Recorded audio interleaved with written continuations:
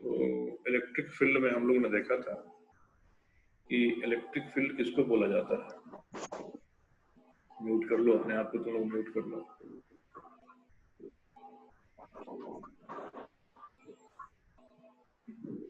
Mute yourself, अपने आप को म्यूट करो, माइक म्यूट करो, नॉइज आ रहा है। तो फील्ड में हम लोगों ने देखा था कि कोई चार्ज है, कोई चार्ज, मान लिया कोई चार्ज है, उस चार्ज के आसपास जो रीजन होता है जिसमें दूसरा चार्ज Q0, ये अपने ऊपर क्या होता है, फोर्स महसूस करता है, फोर्स ऑफ इलेक्ट्रोस्टैटिक अट्रैक्शन या फोर्स ऑफ इलेक्ट्रोस्टैटिक रिपल्सन, ये महसूस करेगा। तो इसी रीजन को, इसी इलाके को हम लोग क्या बोलेंगे, इलेक्ट्रिक फील्ड। ये एक वेक्टर फील्ड होता है, तो वेक्टर फील्ड होगा तो इसके हर एक पॉइंट पे डायरेक्शन होगी, और पॉजिटिव चार्ज है तो डायरेक्शन उस पॉइंट पे होगा, रेडियली आउटवर्ड होगा। नेगेटिव चार्ज है तो उस पॉइंट पे डायरेक्शन रेडियली इनवर्ड हो जाएगा। मैग्नीट्यूड निकालने के लिए हम जो मैथमेटिकली करते हैं वो करते हैं फोर्स पर यूनिट चार्ज करते हैं, मतलब यूनिट चार्ज वहां पर रखा और देखें कितना फोर्स निकलता है। अब इसमें एक कुछ पॉइंट्स का ध्यान रखना, सम पॉइंट्स लिख देते हैं, सम पॉइंट्स।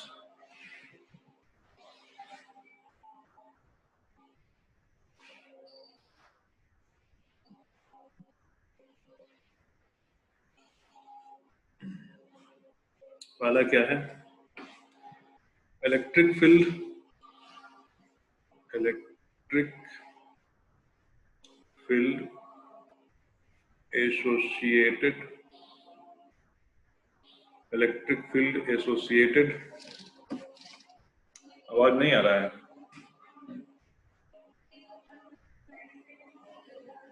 बहुत धीरे धीरे आ रहा है सब लोगों को,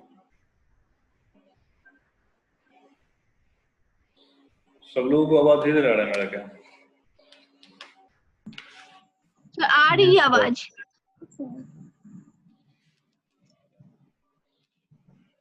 ठीक है, जोर से बोलने की कोशिश करते हैं।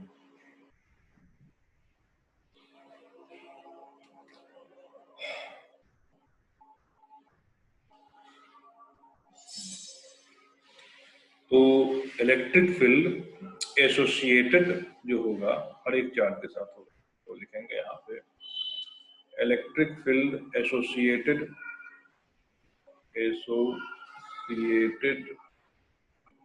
With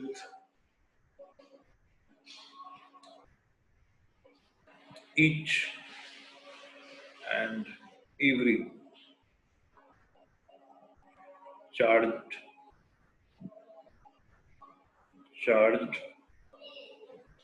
object.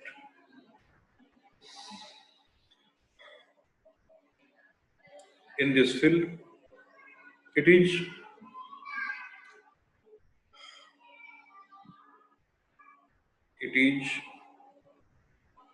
extended up to infinity.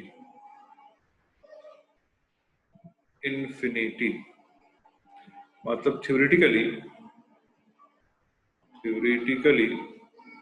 ये उस चार्ज से इन्फिनिटी तक एक्सटेंडेड होता है। Next point, every other charge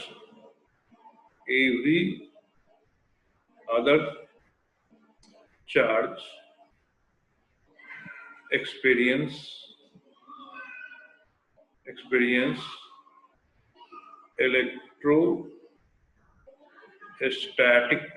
electrostatic force of attraction or repulsion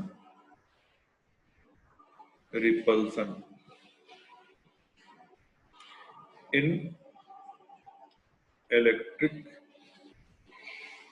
field. अब मान लो किसी भी पॉइंट पे कहीं कोई फील्ड है, हम एक रीजन ले लिए, मान लो एक रीजन है, ये रीजन, ये फील्ड का रीजन है और इसका चार्ज सोर्स कहीं पे है, मुझे पता नहीं इसका चार्ज सोर्स कहाँ पे है, इसका चार्ज सोर्स कहीं पे है, और किसी पॉइंट पे फील्ड की जो डायरेक्शन है, किसी पॉइंट पे जो फील्ड की डायरेक्शन है, इस पॉइंट पे मान लो फील्ड की डायरेक्शन ये है, ठीक है।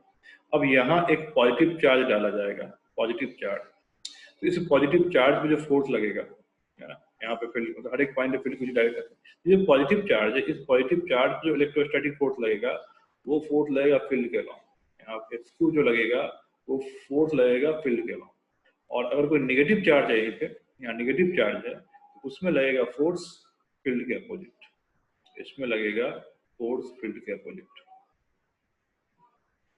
ये तो अगर ये बिल्कुल बात सही है कि देखो बताए थे कि अगर प्लस चार्ज है, प्लस चार्ज, उसका जो फील्ड होगा किसी पॉइंट पे वो उससे रेडियली आउटवर्ड होगा, वो उससे रेडियली आउटवर्ड होगा। यहाँ पे अगर हम प्लस क्यू नॉट लाते हैं, इस पे क्या लगेगा, रिपल्सिव फोर्स लगेगा, अगर माइनस क्यू नॉट लाते हैं तो इस पे अट्रैक्टिव लगेगा। तो यही ये चार्ज मान लो यहाँ से हटा दिए और खाली इसी फील्ड को हम रहने दिए, तो हम कहेंगे कि जब कोई पॉइंट पे अगर इलेक्ट्रिक फील्ड एग्जिस्ट कर रहा है तो फील्ड के डायरेक्शन में लगेगा पॉजिटिव चार्ज पे फोर्स और फील्ड के अपोजिट डायरेक्शन में लगेगा नेगेटिव चार्ज पे फोर्स। तो लिख सकते हैं इसमें, in other word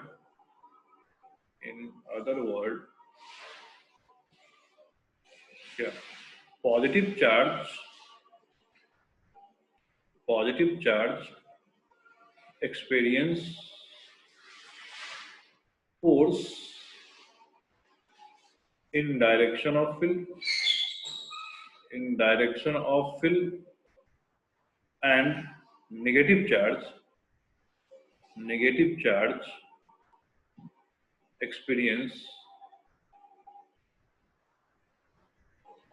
force opposite to the direction of field, opposite to the direction of field। ठीक है, यहाँ पर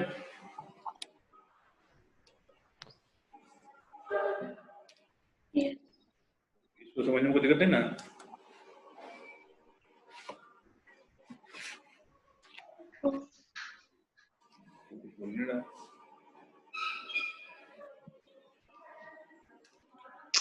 हटाएं उसको। Yes sir. थर्ड पॉइंट, अब देख सकते हो कि फील्ड जो भी होता है किसी भी चार्ज पे फोर्स एक्सर्ट करता है, लेकिन वो फील्ड जो है अपने चार्ज पे कोई फोर्स एक्सर्ट नहीं करता है। तो ये नहीं समझ लेना है कि फील्ड जो अपने चार्ज पे कोई फोर्स एक्सर्ट करेगा, फील्ड किसी भी चार्ज का दूसरे चार्ज पे फोर्स एक्सर्ट करेगा, अपने चार्ज पे कोई भी फोर्स एक्सर्ट नहीं करेगा। तो हम ये पॉइंट लिख सकते हैं थर्ड पॉइंट में। Third point, no charge particle experience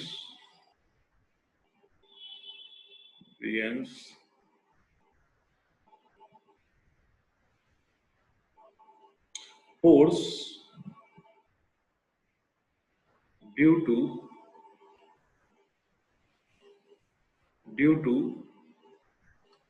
its own field। कोई भी चार्ज पार्टिकल अपने फील्ड के कारण फोर्स एक्सर्ट नहीं करेगा। And fourth point, field measure करने के लिए जो हम लेते हैं, किसी भी चार्ज पार्टिकल या चार्ज ऑब्जेक्ट की फील्ड मेजर करने के लिए जो हम लेते हैं वो लेते हैं टेस्ट चार्ज। वो टेस्ट चार्ज का जो इफेक्ट होता है, मतलब उस टेस्ट चार्ज का फील्ड होता है वो काफी क्या होता है, नेग्लिजिबल होता है।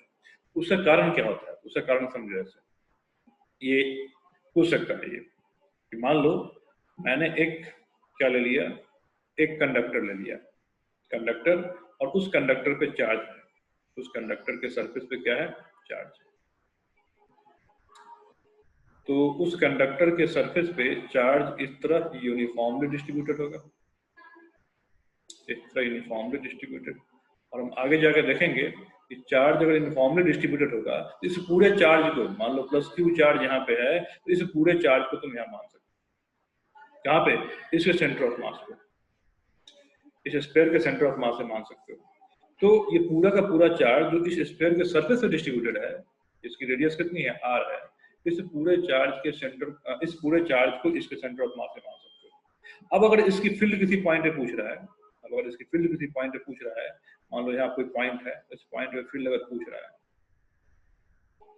फील्ड इस पॉइंट P पे EP कितना है, EP कितना है, तो वो क्या हो जाएगा? इस पे हम 1 कूलम चार्ज डालेंगे, इस पे 1 कूलम चार्ज डालेंगे और देखेंगे ये इस पे कितना फोर्स लगा रहा है इधर, तो कितना हो जाएगा? ये हो जाएगा K Q इंटू 1 कूलम, और इसके बीच का गैप अगर R है तो अपॉन R स्क्वायर, ये हो जाएगा R। ये R क्या होगा?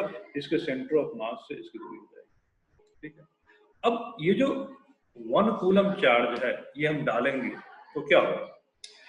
अगर 1 कूलम चार्ज बहुत बड़ा चार्ज होता है, तो ये चार्ज अगर हम डालेंगे तो ये चार्ज जो है, ये चार्ज इस ऑब्जेक्ट के चार्ज पे भी रिपल्सिव फोर्स लगाएगा। तो क्या होगा? यहाँ जो पॉजिटिव चार्ज है ये इससे दूर जाएगा, जो ये पॉजिटिव चार्ज है दूर जाएगा, और ये चार्ज कह लो इस ऑब्जेक्ट में वो इंडक्शन वाला इफेक्ट लाएगा कि अगर ये कंडक्टर है तो इसमें नेगेटिव चार्ज भी बहुत सारे होंगे, इसके नेगेटिव चार्ज को अपनी तरफ खींच लेगा और पॉजिटिव चार्ज को दूर फेंक देगा। मतलब सिचुएशन जो इसकी आ जाएगी कुछ ऐसी आ जाएगी, इसकी सिचुएशन जो आ जाएगी कुछ ऐसी आ जाएगी चार्ज डालने के बाद से।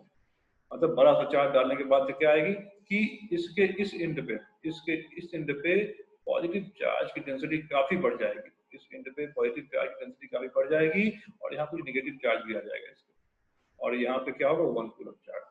अब इस सिनेरियो में जो इसका सारा का सारा पॉजिटिव चार्ज था उसका सेंटर हम यहाँ नहीं मान सकते, उसका सेंटर शिफ्ट हो जाएगा, यहाँ पे हो जाएगा, यहाँ पे।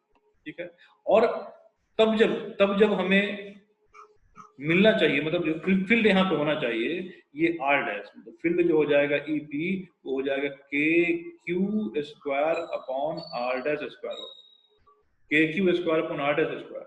देखो ये होगा एक्चुअल इस केस में, और ये मिलेगा थ्योरेटिकल। तो एक्चुअल वैल्यू और थ्योरेटिकल वैल्यू यहाँ मैच नहीं करेगा। ये क्यों हुआ? इसका कारण क्या हुआ? इसका कारण ये हुआ कि जो यहाँ पे हम चार्ज डाले फील्ड मेजर करने के लिए, क्योंकि फील्ड की मैग्नीट्यूड क्या हो जाएगी? 1 कूलम चार्ज में फोर्स के मैग्नीट्यूड के इक्वल। तो यहाँ पे जो हम चार्ज डाले हैं वो चार्ज की इंटेंसिटी इतनी अधिक है, उसने क्या किया कि ये जो कंडक्टिंग ऑब्जेक्ट था जिसपे जब ये नहीं था, ये 1 कूलम चार्ज नहीं था, तो इसकी वजह से नहीं था उस समय इस पे चार्ज यूनिफॉर्मली डिस्ट्रीब्यूटेड था।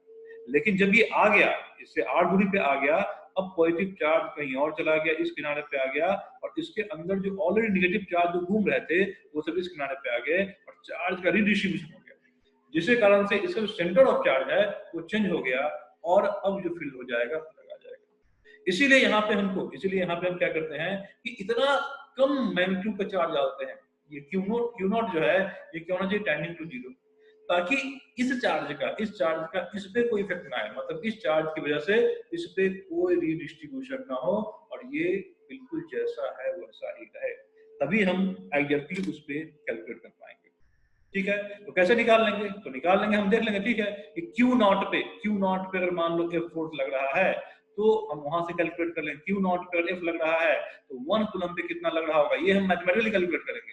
हम निकालेंगे एक्चुअल में Q नॉट पे कितना, सपोज करेंगे Q नॉट मेरा कितना आया, Q नॉट है 10 की पावर -6 माइक्रो कूलम, ये चार्ज है। तो अगर मान लो इस पे 10 न्यूटन का फोर्स लग रहा है तो हम निकालेंगे कि 1 कूलम पे मैथमेटिकली कितना फोर्स लग रहा होगा, और वहां से हम कहेंगे कि हाँ इस पॉइंट पे फील्ड की वैल्यू जो है वो कैलकुलेट करके। कैसे? जैसे मान लो यहाँ पे फील्ड की वैल्यू हम क्या लिख देंगे, वो लिख देंगे 10 अपॉन मतलब ये हम मान के चलेंगे कि 10 की पावर 6 माइक्रो कूलम पे अगर 10 न्यूटन फोर्स लग रहा है, तो ये क्या है? ये है टेस्ट चार्ज में कितना फोर्स लग रहा है? 10 की पावर 10 न्यूटन। तो 1 पे कितना लग जाएगा? तो हम लिख देंगे 10 न्यूटन बाय 10 की पावर 6 कूलम, ये हो जाएगा 10 की पावर 7 न्यूटन कूलम। तो यहाँ फील्ड की मतलब 1 कूलम पे कितना रहेगा?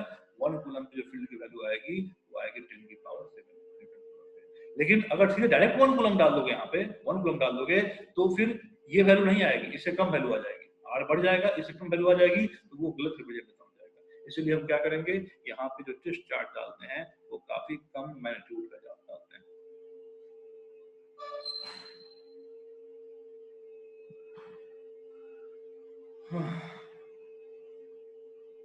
बोलो।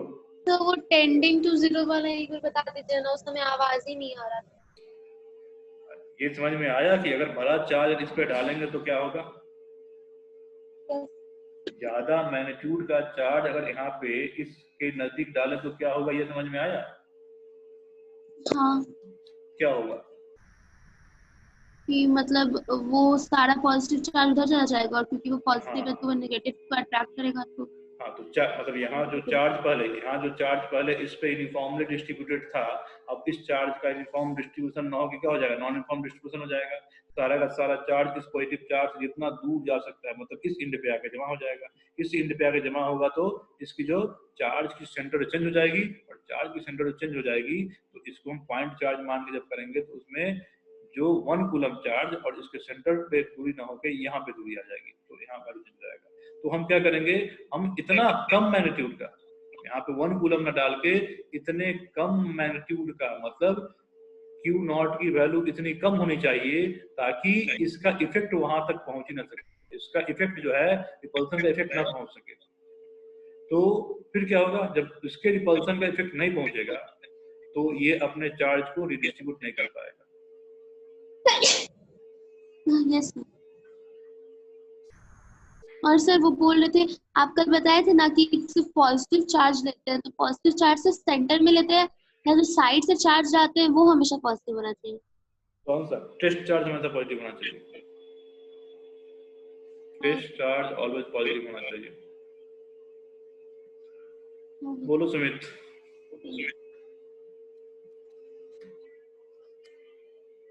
सुमित बोलो,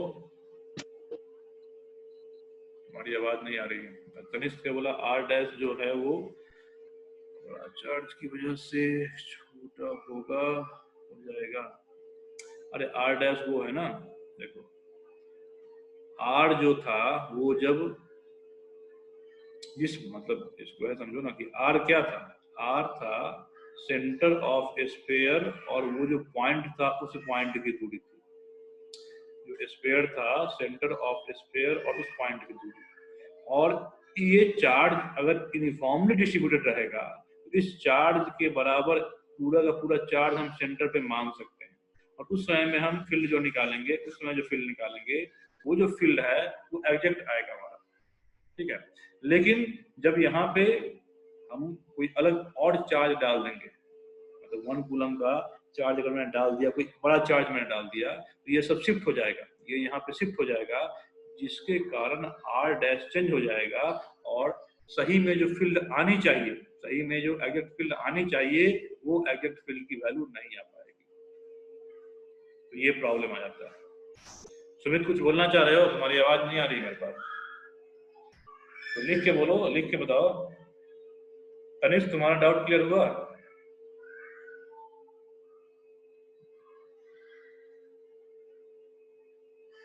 एक मिनट, डाउट बोल के बताओ तो इसमें म्यूट सबको किए हुए हैं।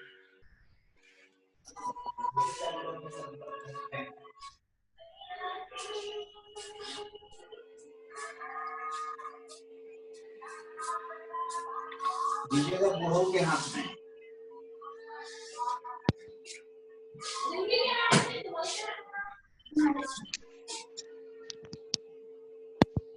तुम्हारा यहाँ से अनम्यूट नहीं हो रहा है तनिष। हेलो, हाँ बोलो सुमित। आवाज आ रही है? हाँ जा रही है, बोलो। तो बोले आप बोले ना कि वहाँ पे टेस्ट चार्ज जो इतनी कम वैल्यू के लिए नहीं है कि उसका इफेक्ट ये जो हमारा सिस्टम है उस पर नहीं पड़े। हाँ तो सर अगर वो नहीं, अगर उसका नहीं होगा तो सर इलेक्ट्रिक फील्ड फिर कैसे जनरेट होगा? अरे तो ये अपना फोर्स का इफेक्ट डालेगा ना इस पे, बड़ा वाला तो अपना फोर्स का इफेक्ट डालेगा ना इस पे। बड़ा वाला जो सोर्स चार्ज है, एक मिनट रुक जाओ तनिष, कॉलेज को बताते हैं। ये जो टेस्ट चार्ज हो, ये जो है ना, ये मतलब इसको ऐसे समझो इसको कि अर्थ जो होता है अर्थ, ठीक है, और एक सिंगल ब्लॉक लेते हैं छोटा सा, मान लो 2 kg का ब्लॉक लेते हैं, तो फोर्स का इफेक्ट तो दोनों लगाता है ना। जो फोर्स ऑफ ग्रेविटेशन है ये अर्थ भी इसे अपनी ओर खींचता है कि नहीं, यस सर। और ऑब्जेक्ट भी अर्थ को अपनी ये जो ऑब्जेक्ट है वो भी अर्थ को अपनी ओर खींचता है कि नहीं। Yes sir. ये जो मास है ये भी ना अर्थ को अपनी ओर खींचेगा। तो मान लो ये जो खींच रहा है अर्थ को अपनी ओर, ये अगर 10 न्यूटन से खींच रहा है, उस 10 न्यूटन के फोर्स से अर्थ को कोई फर्क पड़ने वाला है क्या? No sir. तो चार्ज केस में वही मानना है कि यहाँ जो हम चार्ज लेंगे, मतलब जो हमारा नॉर्मल अपना, एक हमारा सोर्स चार्ज है, एक हमारा सोर्स चार्ज है, जिसकी फील्ड वैल्यू निकालनी है, जिसकी किसी पॉइंट पे फील्ड वैल्यू निकालनी है। तो ये फील्ड वैल्यू न्यूमेरिकली कैसे आएगा? ये फील्ड वैल्यू न्यूमेरिकली कैसे आएगा? तो इसको निकालने के लिए हम कहते हैं कि न्यूमेरिकली फील्ड वैल्यू जो होता है वो 1 कूलम चार्ज पे लगने वाला फोर्स होता है, 1 कूलम चार्ज पे लगने वाला फोर्स। तो मुझे अगर इस सोर्स चार्ज के कारण फील्ड इस पॉइंट पे निकालना है तो हम डाल देंगे 1 कूलम चार्ज। अगर 1 कूलम चार्ज डालने के बाद यहाँ जो सोर्स चार्ज है उसमें डिस्ट्रीब्यूशन रीडिस्ट्रीब्यूशन ना हो, तब तो हमें एग्जैक्ट फील्ड की वैल्यू निकल आएगी कि अगर ये मान लो इंसुलेटर होता, अगर ये इंसुलेटेड ऑब्जेक्ट होता तो इसमें चार्ज का रीडिस्ट्रीब्यूशन नहीं होगा, जो चार्ज जहां वहीं पर आ जाएगा। उस केस में क्या होगा? उस केस में एग्जैक्ट जो आंसर होगा वो आ जाएगा। लेकिन अगर वो कंडक्टिंग ऑब्जेक्ट है, जो ऑब्जेक्ट है वो कंडक्टिंग ऑब्जेक्ट है, तो उस केस में क्या होगा? कंडक्टिंग ऑब्जेक्ट जो है तो इस पे मान लो चार्ज डिस्ट्रीब्यूटेड है, यहाँ पे जब इसके आसपास कोई चार्ज नहीं था तो चार्ज का यूनिफॉर्म डिस्ट्रीब्यूशन होगा। तो ये पूरा का पूरा चार्ज हम मानेंगे कहाँ पे कंसंट्रेटेड होगा? इसके सेंटर पे कंसंट्रेटेड होगा, ये इसके सेंटर पे कंसंट्रेटेड होगा। अब मुझे निकालना तो है इस पूरे चार्ज के कारण इस पॉइंट पे फील्ड, मुझे निकालना है इसी चार्ज डिस्ट्रीब्यूशन के इस पॉइंट पे फील्ड। तो चार्ज डिस्ट्रीब्यूशन को ऐसे ही रहना चाहिए ना, उसको बदलना नहीं चाहिए। वो नहीं बदलेगा तो ना हम सेंटर से इस पॉइंट की, इसको मानेंगे एक पॉइंट चार्ज जो कहाँ पे है सिचुएटेड, इसके सेंटर पे सिचुएटेड है, और तब इस r दूरी पे मान के और यहाँ पे हम फोर्स की वैल्यू निकाल लेंगे। लेकिन अगर मैंने जो चार्ज यहाँ पे 1 कूलम डाला उसकी वजह से इस चार्ज में रीडिस्ट्रीब्यूशन हो गया, ये चार्ज जो है रीडिस्ट्रीब्यूटेड हो गया, और रीडिस्ट्रीब्यूट होके मान लो सारा का सारा पॉजिटिव चार्ज यहाँ चला गया, तो अब जो इसका सेंटर ऑफ चार्ज होगा वो इसके सेंटर पे ना होगी, कहीं और चला जाएगा। तो उस केस में जो इस पॉइंट पे फील्ड निकालोगे वो इसके कारण आएगा कि इसके कारण आएगा? मतलब फर्स्ट के कारण आएगा कि सेकंड के कारण आएगा? सेकंड के कारण। सेकंड के कारण ना, लेकिन हमको चाहिए फील्ड फर्स्ट के कारण, हमको चाहिए फील्ड फर्स्ट के कारण। तो इसीलिए हमको ये करना होगा कि यहाँ पे इतने कम मैग्नीट्यूड का चार्ज डाला जाए ताकि इसका जो ओरिजिनल डिस्ट्रीब्यूशन है वो ना बिगड़े। इसीलिए टेस्ट चार्ज, मतलब वो चार्ज जिससे हम फील्ड की कैलकुलेशन करते हैं, जिसको हम क्यू नॉट लिखते हैं, ये ऑलवेज पॉजिटिव होता है। ये इस चार्ज के रिस्पेक्ट में इतना कम होना चाहिए कि इस चार्ज का इस पे इंडक्शन इफेक्ट ना आए। बात समझ में आया? Yes sir. ओके, अनिस को क्या दिक्कत था? अगर सेपरेशन बढ़ा देंगे तो भी तो वो चार्ज का इफेक्ट कम होगा, तो इंडक्शन नहीं होगा बड़े वाले ऑब्जेक्ट में। अरे तो लेकिन हमको अगर सेपरेशन ज्यादा पे निकालना है तब ना, हमको अगर इसके नजदीक फील्ड निकालना है तब हमको तो किसी भी पॉइंट पे फील्ड निकालना है ना। अगर ज्यादा सेपरेशन पे निकालना तो वहां काम कर जाएगा, लेकिन अगर मुझे इस चार्ज ऑब्जेक्ट के नजदीक के पॉइंट पे फील्ड निकालना है उस केस में तो इंडक्शन इफेक्ट होगा ना। तो यहाँ पे क्वेश्चन में बोलेगा कि हाँ इतने इतने पॉइंट पे फील्ड निकाल के बताने के लिए। नहीं, क्वेश्चन में नहीं, ये है प्रैक्टिकली लैब में फील्ड निकालने का मेथड, उसने ऑलरेडी कह रखा है, ये जो बोल रहे हैं वही कह रखा है कि अगर तुम्हें किसी चार्ज के इर्द गिर्द, किसी चार्ज ऑब्जेक्ट के इर्द गिर्द तुम्हें फील्ड निकालनी है, फील्ड की वैल्यू निकालनी है, तो उसके लिए जो टेस्ट चार्ज लाओगे उसकी जो वैल्यू है वो काफी कम होनी चाहिए। क्यों? क्योंकि चांसेस है कि हम किस तरह की चार्ज बॉडी ला रहे हैं वो तो हम पे डिपेंड करता है ना। हम इंसुलेटेड चार्ज बॉडी ला रहे हैं, कंडक्टिंग चार्ज बॉडी ला रहे हैं। In case of insulated charge body तो उसमें तो चार्ज का रिडिस्ट्रीब्यूशन नहीं होगा, लेकिन कंडक्टिंग अगर होगा, कंडक्टिंग होगा तो अगर इस चार्ज का इफेक्ट ज्यादा रहेगा तो नजदीक रखो चाहे दूर रखो तो इस चार्ज में तो रिडिस्ट्रीब्यूशन हो जाएगा ना। रिडिस्ट्रीब्यूशन हो जाएगा तो उस केस में हम एग्जैक्ट इसकी फील्ड वैल्यू नहीं निकाल पाएंगे। इसीलिए बोला जाता है कि जो टेस्ट चार्ज ला रहे हो उस टेस्ट चार्ज की जो वैल्यू है, जो मैग्नीट्यूड है, वो सोर्स चार्ज के रिस्पेक्ट में क्या होनी चाहिए, नेग्लिजिबल होनी चाहिए। आ गया समझ में सर। चलो इस पॉइंट को लिख देते हैं। कौन सा पॉइंट था ये? थर्ड या फोर्थ? दो ही पॉइंट था। फोर्थ पॉइंट था कि टू मेजर, ये fourth point, to measure field strength due to charge object, charge or charge distribution, charge or charge distribution, जिसको कहेंगे called source charge. Source charge, इसको हम कहेंगे source charge. at any point we place a test charge on Q naught at that point and then calculate force per unit charge. This test charge should be very small in magnitude as compared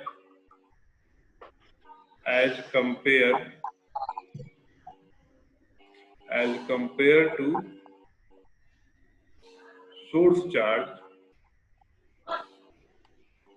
so that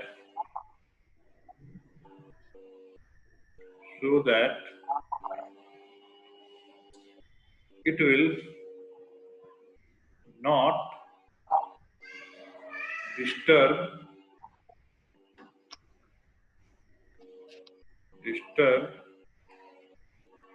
original charge distribution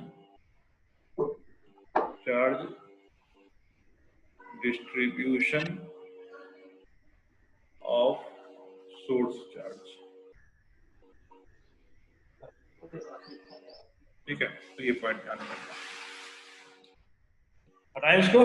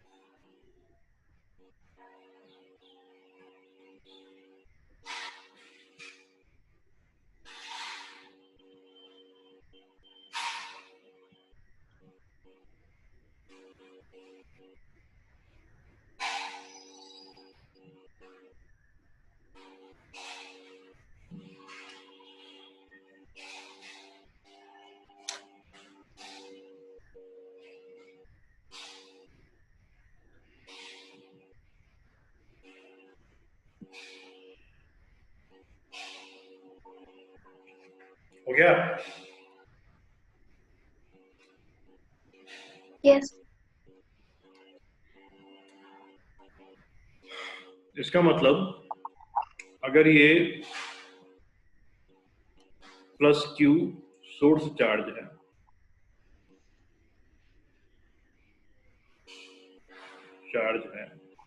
और इस point P पे field निकालना है, यहाँ हम test charge डालेंगे, positive test charge, और EP जो लिखेंगे, EP ये लिखेंगे फोर्स ऑन Q नॉट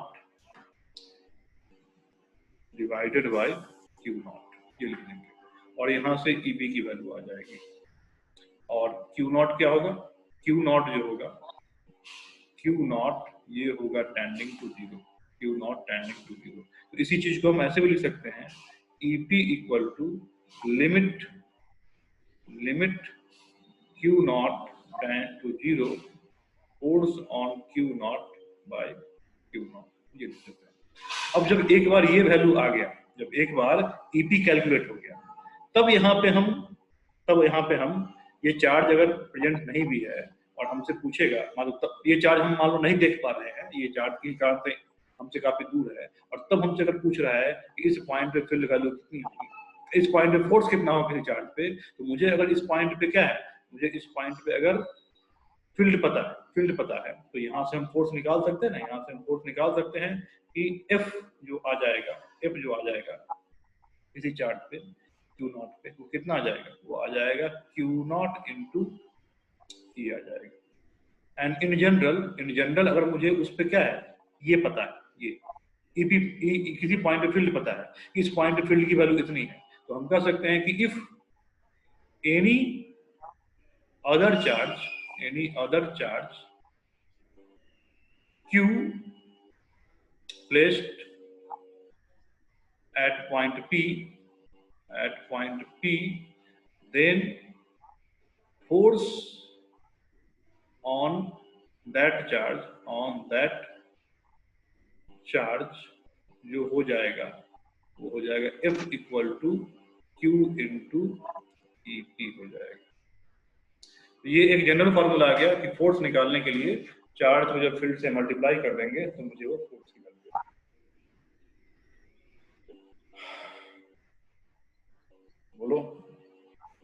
बोलो अंजलि।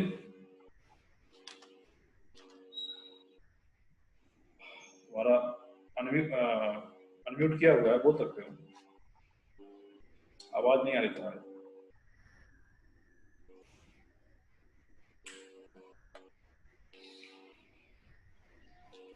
ओके, अब तो नया सेशन में लॉगिन करो।